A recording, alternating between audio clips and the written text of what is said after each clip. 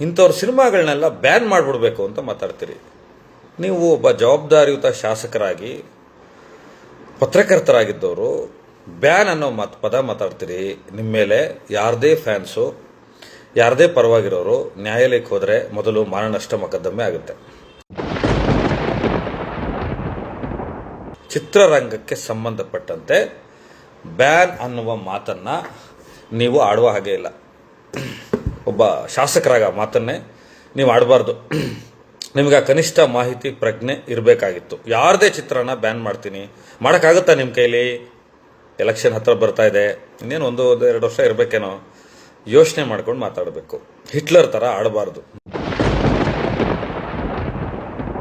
ನೀವು ಶಾಸಕರಾಗಿದ್ದೀರಿ ಅನ್ನೋ ಕಾರಣಕ್ಕೆ ನೀವು ಡಿ ಕೆ ಶಿವಕುಮಾರ್ ಅವರ ಪಕ್ಷದಲ್ಲಿದ್ದೀರಿ, ಆದರೆ ನೀವು ಡಿ ಕೆ ಶಿವಕುಮಾರ್ ಅಲ್ಲ. ಅಂಬರೀಷ್ ಅವರ ಜಿಲ್ಲೆಯಿಂದ ಗೆದ್ದು ಬಂದಿದ್ದೀರಿ, ಆದರೆ ನೀವು ಅಂಬರೀಷ್ ಅಲ್ಲ. ಮೊದಲನೇ ಸಲ ಶಾಸಕರಾಗಿದ್ದೀರಿ, ಇನ್ನೂ ಮಂತ್ರಿಗಳಾಗಬೇಕಾಗಿದೆ. ರಾಜಕಾರಣದ ಜೀವನ ತುಂಬ ಮುಂದೆ ಹೋಗಬೇಕಾಗಿದೆ. ಮಾಹಿತಿ ಕೊರತೆ ಇಟ್ಟುಕೊಂಡು ಮಾತಾಡಬಾರ್ದು. ಮೊದಲನೇದಾಗಿ ರವಿ ಗಣಿಗ ಅವರೇ, ಬ್ಯಾನ್ ಅನ್ನೋ ಪದ ನೀವು ವಾಪಸ್ ತಗೋಬೇಕು, ಕ್ಷಮೆ ಕೇಳಬೇಕು. ಇಲ್ಲಾಂದರೆ ಯಾರ್ಯಾರ ಅಭಿಮಾನಿಗಳು ನಿಮ್ಮನ್ನು ಹಿಡಿದು ನಿಲ್ಲಿಸಿ ಕೊಳಪಟ್ಟು ಹಿಡಿದು ಎಲ್ಲೆಲ್ಲಿ ಪ್ರಶ್ನೆ ಕೇಳ್ತಾರೋ ನಿಮಗೆ ಗೊತ್ತಿಲ್ಲ. ಅಸಹಕಾರ ಅಂತ ಮಾತ್ರ ಮಾತಾಡ್ಬೋದು, ಬ್ಯಾನ್ ಅಂತ ಮಾತನಾಡುವಾಗಿಲ್ಲ. ಇದು ಕಾನೂನು ಬಾಹಿರವಾದಂಥ ಒಂದು ವಿಷಯ.